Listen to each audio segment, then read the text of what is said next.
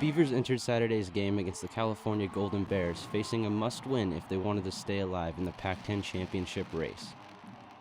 Entering the game at 3-3 overall and 2-1 in the Pac-10, the Beavers couldn't afford the slow start against Cal that they had against the Washington Huskies.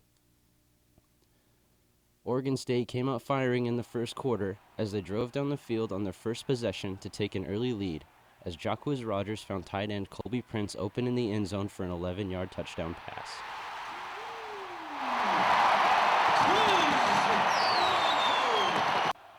On California's next possession, Kevin Riley completed a 32-yard pass downfield to wide receiver Marvin Jones. After the play, Riley was on the ground in obvious pain.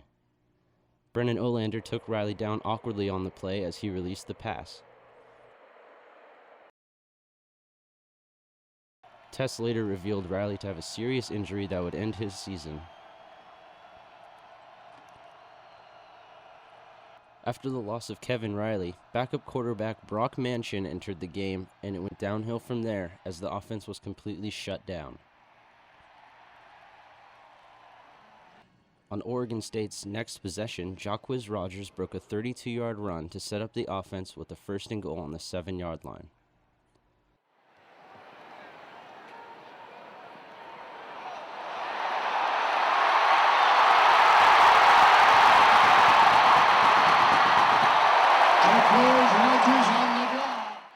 Rodgers eventually got into the end zone with a 2-yard run to extend the lead to 14-0.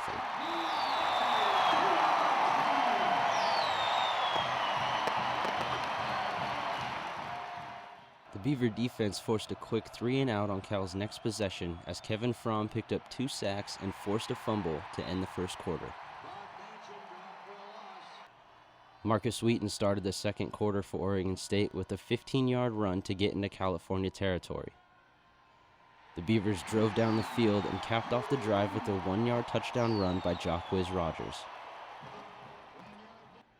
On Oregon State's next possession, Marcus Wheaton ran for a 25-yard gain to the Cal's 23-yard line.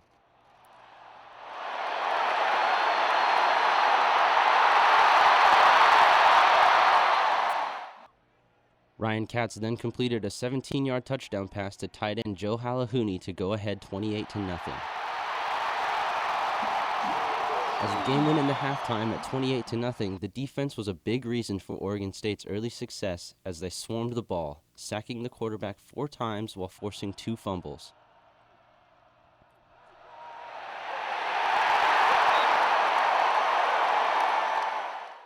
Oregon State received the ball to start the second half, and they marched down the field with a great grab by Jordan Bishop to get to the Cal 33-yard line. A few plays later, Jacquizz Rodgers scored his 3rd touchdown run of the day on a 10-yard carry.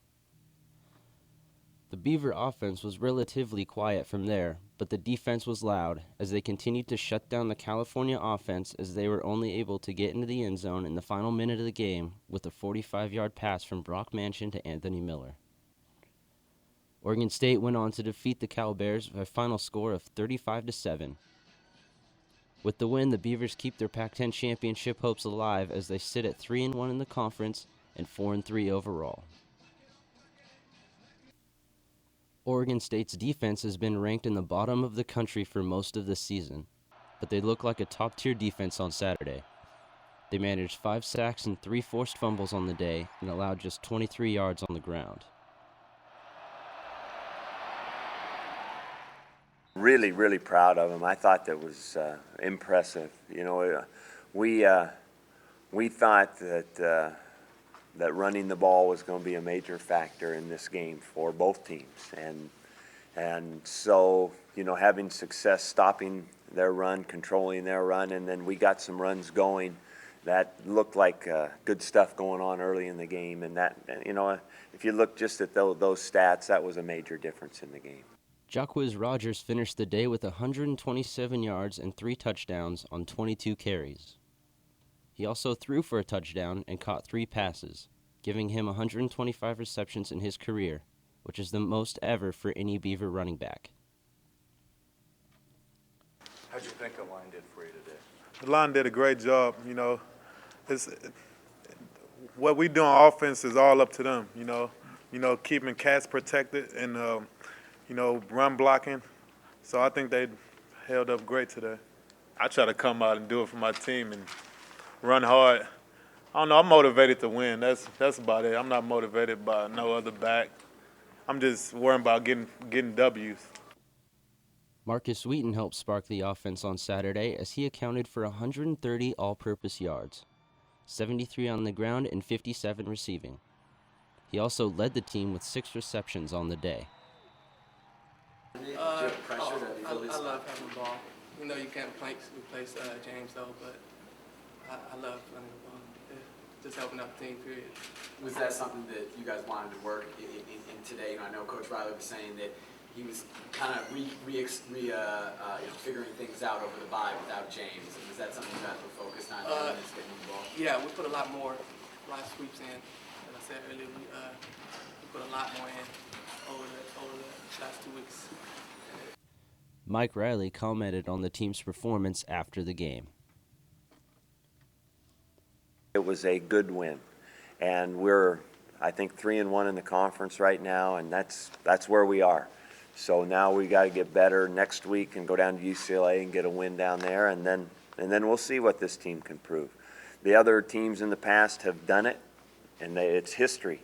This team has to prove it, and I've seen some good signs. I'm excited about it. Because I think of our early schedule, and I didn't think we were. I thought we were always competitive, never pretty. Execution.